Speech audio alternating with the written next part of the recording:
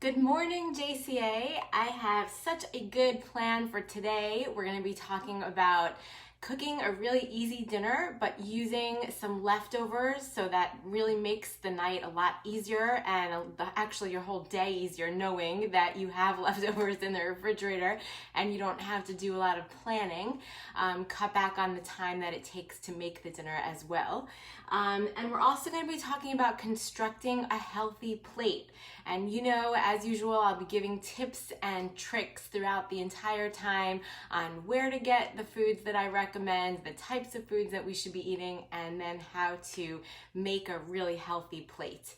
So one of the tips that I always talk about is that I try to alternate the nights that I have to cook vegetables versus the night I have to cook protein. So that way I always have leftovers of one, so that really makes each night a lot easier when you don't have to start from scratch cooking the entire meal all at once.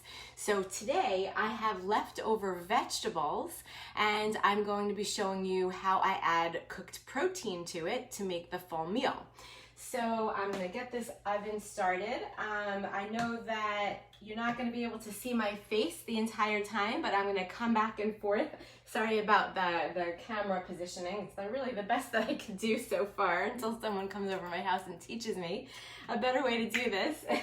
What I do is I allow my cast iron pot. I always like to use either cast iron or stainless steel as the best cooking vessels, because they don't leak out any heavy metals or toxic chemicals like aluminum, or Teflon is another one that I don't like.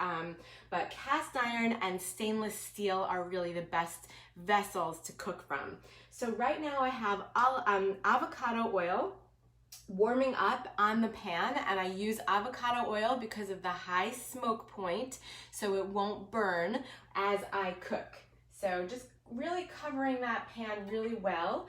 And then while that is warming up, what I do is season one side of the chicken. So I have pasture-raised and cage-free chicken is what the type that I get, and I could give you information on where I get my meats, but that's a really healthier way to eat all of your meats, whether it's beef, it's grass-fed, organic, pasture-raised, and cage-free, where they're allowed to roam freely on the ground. And the reason that that's beneficial is because meat, or animals that eat that way or live that way, their meat has higher levels of omega-3 fatty acid and lower levels of omega-6 fatty acid. And that's always what we're aiming for, is to increase our omega-3s and reduce omega-6, because omega-3 is a lot more anti-inflammatory. It really helps our immune system, so it's a really healthy ingredient. It's the type of a nutrient that we get when we eat fatty fish. And we also get precursors of omega-3 fatty acids when we eat things like flax seeds and chia seeds, and some other seeds are really high in that precursor for omega-3. So I have my avocado oil warming up over here, and as I promised, I'm going to season one side of these pasture-raised organic chickens. And what I'm seasoning them with is salt, pepper. I have mentioned many times before that that I am a spice queen, and I absolutely love my spices. So you'll notice that I have some turmeric here, some garlic and onion powder. The type of seasonings that we use really impact the flavor of our food. And a lot of times, that if we're getting a little bit bored of something that we're eating, all we really need to do is change up the seasonings just to get a new flavor in our food. And I did notice that I think I put this on a little too high while it was warming up, so I'm just going to let that avocado oil cool down for a minute while I continue to season my chicken. Okay, So the idea that I have going on here is that I'm going to brown both sides of the chicken. I don't need to cook it through and through. I really just want to brown both sides, and then I'm going to take it off of the pan and I'm going to add my vegetables, let the vegetables warm up, and then we're going to put everything together. So I'm still continuing to season here. I have some oregano, that's another one I love, mustard powder, and the last two are paprika and chili powder. So as I promised, I really do love my seasonings, and you can just change up your entire meal by switching to things like curry powder or basil. The different spices that you add really change the flavor of your food, and you can have a whole new taste in your mouth when you eat it. Okay, so let's put this back on a much lower fire. Let's hope this doesn't burn as I put the chicken on here. Okay, so we seasoned up one side. Yeah, we're good. And you should be able to hear that sizzle right when you put it on. That's how you know that it was warm enough for your chicken. Try to keep them separated so that there's a little bit less moisture that accumulates. So I just have this, these are chicken breasts, white meat chicken breasts, boneless, and I just cut them into small pieces, as you could see here. All right, so we're getting started. It already smells good. I'm gonna put some more light on in here. Maybe that helps you see a little bit better. Okay, yeah, here we go. So it really only takes a couple of minutes, and we'll switch sides, it'll be browned, and then we'll be able to add our veggies. And it's really fun for me to already have the cooked veggies, so it's a way to extend my leftovers and make each night a lot easier when I cook. Okay, so once I get this down, I will then season the other side of my chicken. Just be really careful. With chicken, you have to make sure to really clean everything really well. You don't want to contaminate anything. Okay, so now we have one side of that chicken browning up. I'm just going to season the other side. And as long as you keep it nicely oiled, nothing will stick. We're going to get a nice brown on both sides. It really goes quickly. You can already see that the edges of the chicken are sort of turning a little white, which means we know we're getting there. So salt, pepper, I'll go through it again. So if you missed it, I have here salt, pepper, chili powder, paprika, mustard powder. I have some oregano, garlic, turmeric, and I think that's it. Maybe, did I say mustard powder? Okay. It already smells so good in here. And you will notice that when you switch over to the pasture-raised and organic chickens, not only is it healthier for you, but I think you'll find that it's also a little more tender. You will notice there is like a little bit of a difference in consistency when you're even just working with it when it's raw. So it's just a nice feeling to know that you're getting fed healthier ingredients. There's so many long-term benefits of eating more high-quality meats and foods. Although it's an investment financially now, you will notice that it's really worth it over the long term. You feel better. Hey, Linda, I see you. You'll feel better, your family will be healthier in the long term. So what I say about the budget part of this is, yes, I realize it's also an investment, and we know that we are investing in our health long term, but the other part of it is that we don't need to eat the serving sizes of protein as sometimes people in the United States are used to eating. So rather than having, an 8-ounce piece of meat, let's keep the animal protein on our plate to about 4 ounces. So I talked a little bit before, I promised you that I would explain how I recommend that you construct a healthy plate. the way that I keep in mind a healthy plate would be is 50% of the plate should be fruits and or vegetables. 25% of the plate should be something called resistant starch, which I've talked about so many times before. It's the potatoes, the rice, the beans, bananas, squash. That is the type of fiber that does not feed our cells, but rather it feeds the bacteria in our gut. And our bodies are 90% bacteria. So we are constantly feeding this ecosystem that lives inside of us, and the more healthy that we can make that bacteria, then the healthier we will be. The bacteria is responsible for our immune system, our mood, our energy level, our digestion. So we are busy feeding these good bacteria, and the resistant starch is just one way to do that. So 50% fruits and vegetables, 25% resistant starch, and then 25% protein. So that 25% that's left over for the protein, think of it as a 4 to 5 ounce piece of meat, about the size of the palm of your hand. I'm going to flip the chicken over. Let's see if yep, perfect. They're perfectly brown on one side. And when you leave them, when you put them down the very first time, try not to touch them too much. The second you put them down, just leave it so that that side does really brown up well, and that you don't move it around too much and get too much moisture. The whole point of cooking is always to try to reduce some of that moisture if you want your food to get that nice toasty color brown on the edges. Okay, so we're doing good over here. All right.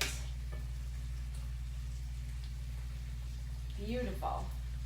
What I realized, because I'm so busy talking, is that I laid down the side that was, I seasoned the side that was up. So when they turn over is when I'll season the other side, which is totally fine.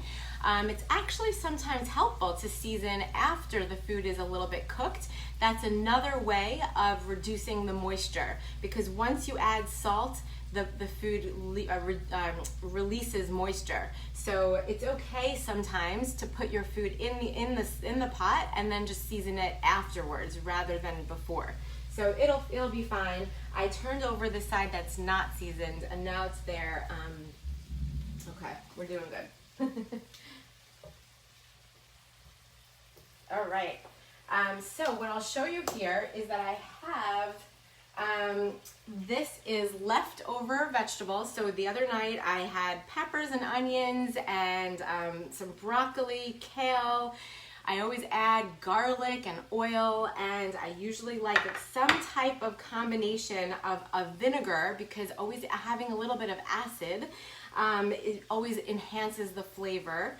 I usually add a little bit of coconut aminos, which is my substitute for soy sauce that I've talked about before. It tastes exactly like soy sauce, and it doesn't have some of the pesticides that soy does. So coconut aminos is a healthier way to get that flavor.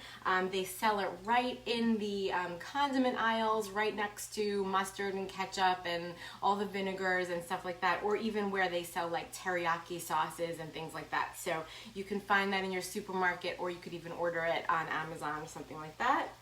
And mustard. So that's always my three sort of flavors that are consistent, is some type of vinegar, whether it be balsamic vinegar. Today I'm going to actually use rice wine vinegar, because I find that sometimes if you feel like you want a little less of that richness of the balsamic, then rice wine vinegar is a good option. So mustard, coconut aminos, and rice wine vinegar. If you want a little bit of sweetness to to add to that, you can add some honey or some molasses. That's a really good addition. Or if you want more of a tomato-y type flavor, then just add some tomatoes.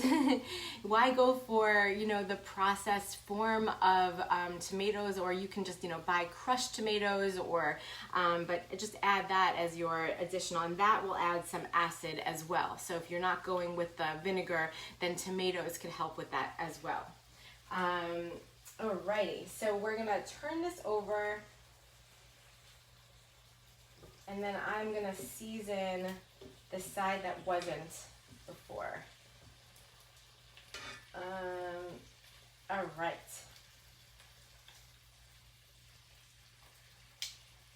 All right, again, let's see, just a little bit chili powder, a little bit garlic, onion, oregano, mustard, and chili powder. Okay, we're good. That's plenty of seasonings. You can see I am obsessed with those, and like I said, you can literally just change the flavor of your entire meal by going from a combination of curry powder, cumin, and turmeric, which is one sort of ethnic flavor, to oregano, basil, garlic, and onion. So sometimes that's really all I do. If I have the same food in my house and I just want it to taste different, just add a whole bunch of different seasonings. So what I'm going to do is, once I see that those are browned on both sides, I'm going to actually take them out of the pan and put them on a plate.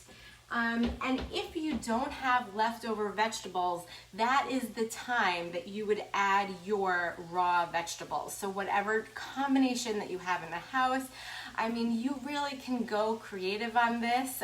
You can add potatoes. You could add mushrooms, broccoli, peppers, onions, cauliflower. There's a limitless amount of vegetables that you can consider adding at the point when we take the chicken out. And my best advice is to try to eat all the different colors. Every single color represents a different vitamin or mineral. So the more colors that you're getting into your diet, the more diverse your diet is, then the more you are ensuring that you're getting all the different vitamins and minerals that your body needs. Sometimes people experience things that they can't explain, like constant fatigue or headaches or muscle pain, and they might realize, or they might find out down the road, that it was just that they were missing a specific nutrient. Every single function in our body relies on all different varieties of minerals and vitamins and nutrients. And if one of those vitamins or minerals is missing, then we're going to have the symptoms like fatigue or headaches or brain fog or muscle pain. So try changing up your diet a little bit. It's so easy to get stuck in a rut where not even a rut, but just in a constant, repetitive, you eat the same things every day, right? We find what we like and we consistently eat those same things every day. But it's really important every 3 days to try to have a really big switch in the types of vegetables that you're eating, the types of proteins, just to ensure that your body is getting all the different nutrients that we need.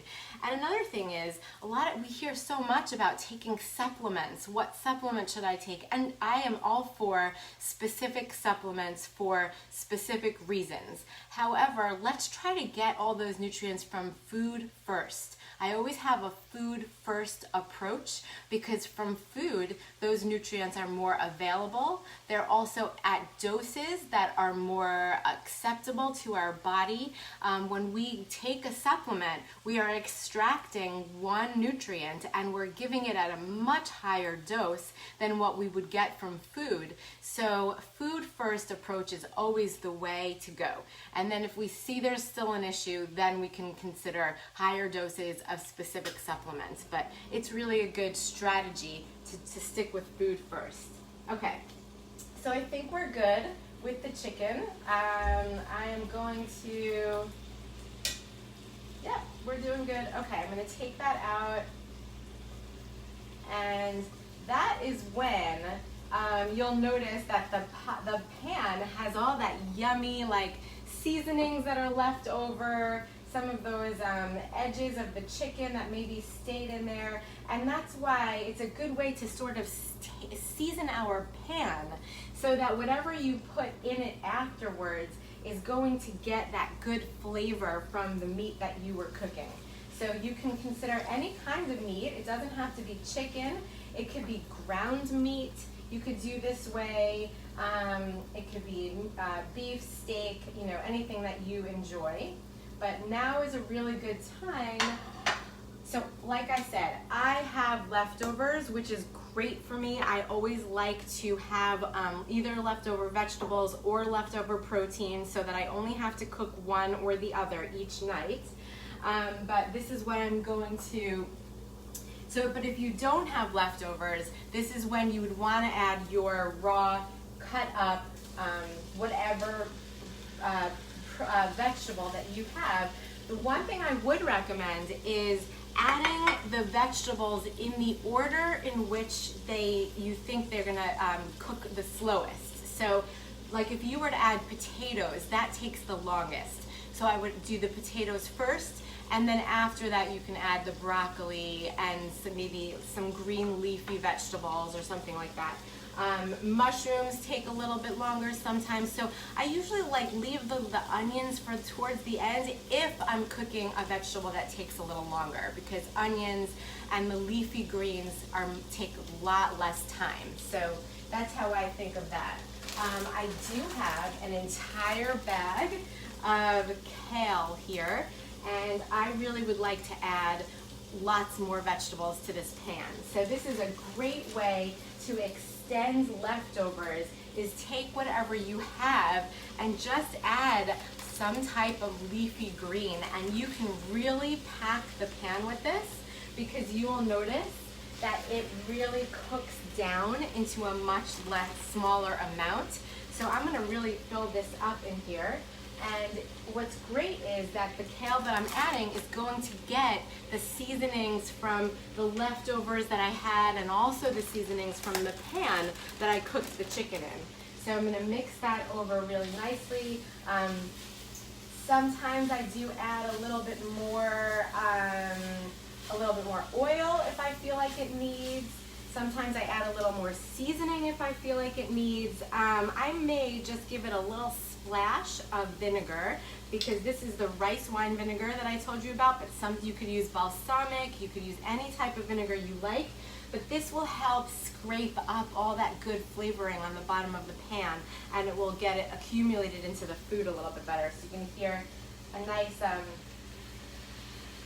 little simmering when you add that, because that's really all the goodness at the bottom of the pan getting pulled up by the vinegar and added to the food. And then I probably will just add a little sprinkle of salt and pepper just to season the kale a little bit. You always want to make sure that you're seasoning every layer of the food that you add. So we already seasoned the chicken that was over there. We seasoned obviously my leftovers are well seasoned. So now I'm just gonna add a little bit of salt and pepper. I'm not gonna go too much more on the seasonings because I've added a ton already. But just some salt and pepper is good.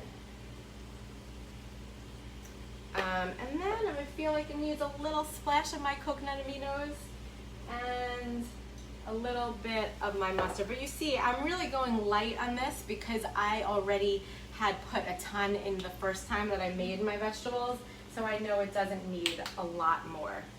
Okay, one good tip is when you buy your leafy greens in a bag like this, if you notice that they're wet inside or even just a little damp, then they're not gonna last very long.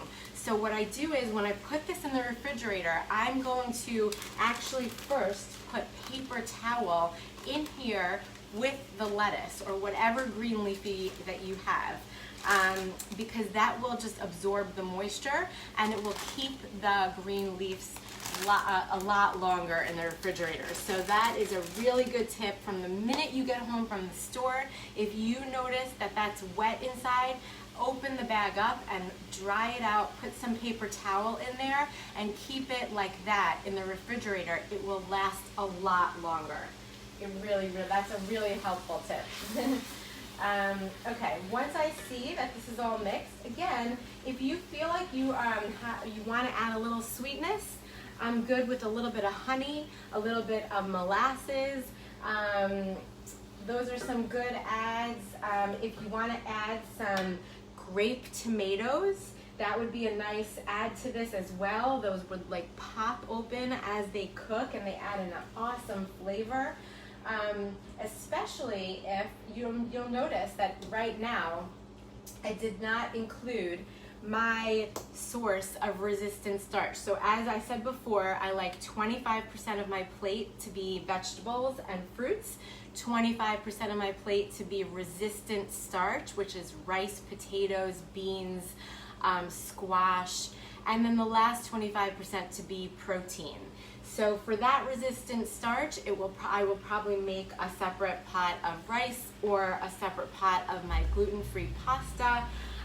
Those are all options, or even potatoes. That's another good idea for the resistant starch.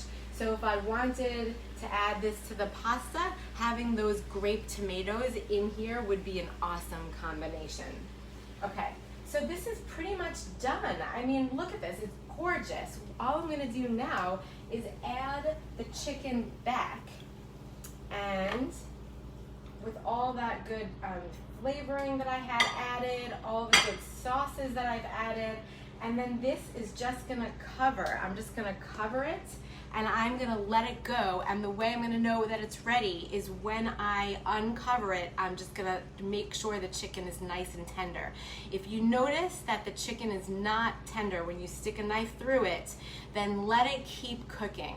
I used to think that when it wasn't tender, it was because I overcooked it. But the more that I'm learning and the more that I'm cooking, I'm realizing that if it's not tender, it means it needs to stay in longer. So try that. I think that will really help. And another thing is you can always add more seasonings and more sauces afterwards when you taste it, and then you know how much to add. It's always better to add less, and because you could always add more later rather than adding too much at first, because once you add too much you can't take it out. So I hope that this was helpful. I hope you can see how beautiful my dish looks with all the different colors. Again, this plate is going to have my 50% fruits and vegetables, because you can see all the vegetables that are in there. It's going to have my 25% of protein, which is about 4, maybe 5 ounces of meat, which is about the size of your palm. And then I will be making my last 25%, which will be either potatoes, rice, some type of resistant starch. So every meal should look like this. You can use your leftovers. I always recommend trying to alternate between having leftovers of either vegetables or protein, so that you don't have to do everything all the time every night. So I hope that was great, and I hope, let me know how you feel about it. Let me know your questions. Let me know other things you want to see me cooking. I would love to know that I'm doing things that you are enjoying. And I also am offering nutrition services at the JCA, so go to the JCA website and click on what we offer, and you will notice that there's a separate tab for nutrition services. I would love to work with you individually. So have a great week, everybody, and I'll see you next time. Bye.